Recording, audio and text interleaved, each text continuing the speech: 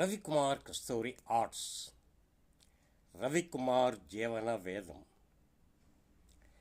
ఇదే వీడియోని 2 సంవత్సరాల కిందట చేశాను. అయితే మర్చిపోయి ఉంటారు ప్రజలు, అందుకు మరోసారి చేస్తున్నాను.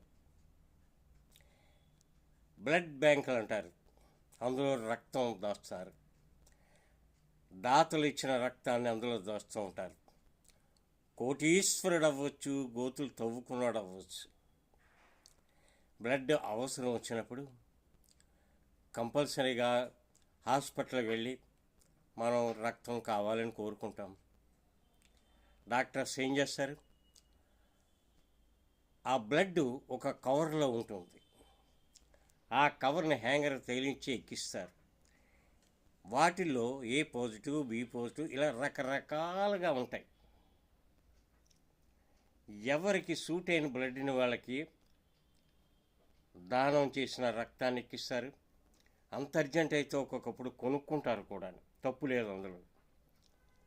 అయితే మిత్రమా, కోటీశ్వరుడుగా ఉన్నప్పుడు నువ్వు కులమతాలు ఇచ్చావు. మహాయోగి అయినప్పుడు,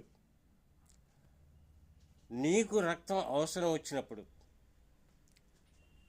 ఎన్నో రకాలుగా కులమతాలని అనుసరించి ఆచరించారు మీరు.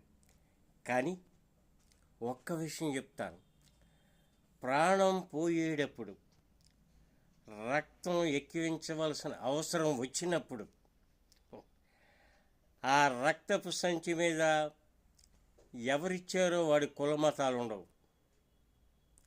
మిత్రమా, నీ కులమతం కూడా ఎవరికీ తెలియదు. నీకు అవసరం రక్తం.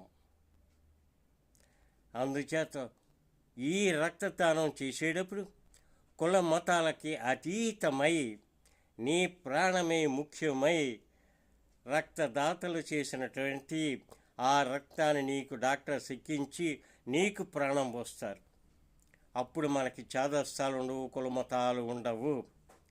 ప్రాణమే ముఖ్యం. ఇదే రవికుమార్ జీవన వేదం.